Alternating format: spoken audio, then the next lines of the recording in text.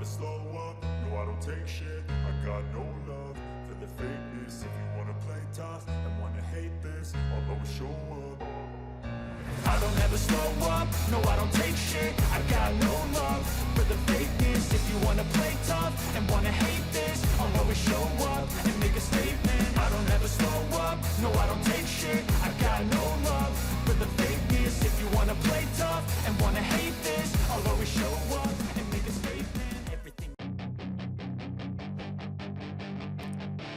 Alex Marquez berduel dan kalah dari Zarco di lap terakhir sehingga kehilangan peringkat keempat. Kabar terbaru dari RNF, Oliveira mengalami benturan di kaki kanan atas dan sejauh ini hasil ronsen tidak ada tulang patah. Sebaliknya, Marquez dinyatakan retak tulang metacarpal pertama tangan kanan.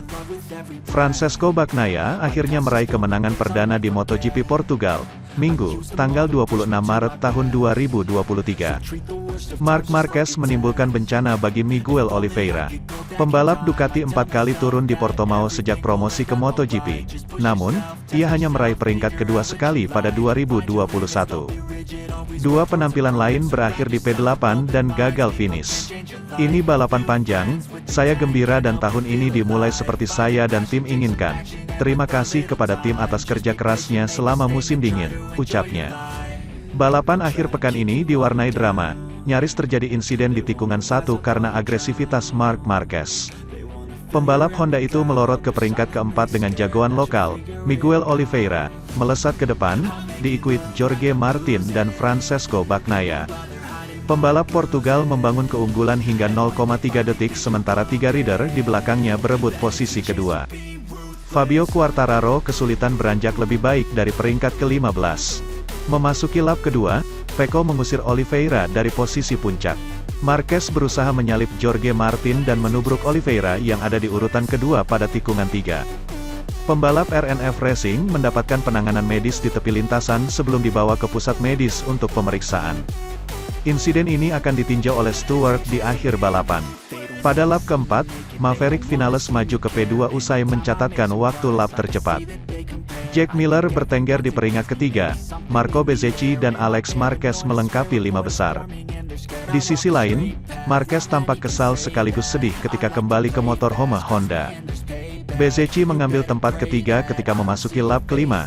Alex Marquez naik ke P4 setelah mengasapi pembalap Australia di tikungan 5. Duo KTM lebih kompetitif meski Miller turun ke urutan kelima. Brad Binder mencatatkan kecepatan tertinggi dan meluncur ke peringkat ke-6. Marquez yang berganti pakaian keluar dari garasi Repsol Honda dan memberi isyarat minta maaf kepada penonton di tribune. Setelah itu, dia menuju garasi RNF Racing untuk minta maaf. Bos tim Malaysia, Razlan Razali, menjawab tidak masalah tapi kejengkelan tak bisa disembunyikan dari wajahnya. Tinggal 15 lap lagi, Fabio Di Gianantonio membawa motornya ke padok Gresini. Ia pun mengundurkan diri. Bagnaia makin tak terkejar dan membuka keunggulan hingga 0,6 detik dari Vinales. Jauh di belakang mereka, si bungsu Marquez terus membayangi Bezzecchi.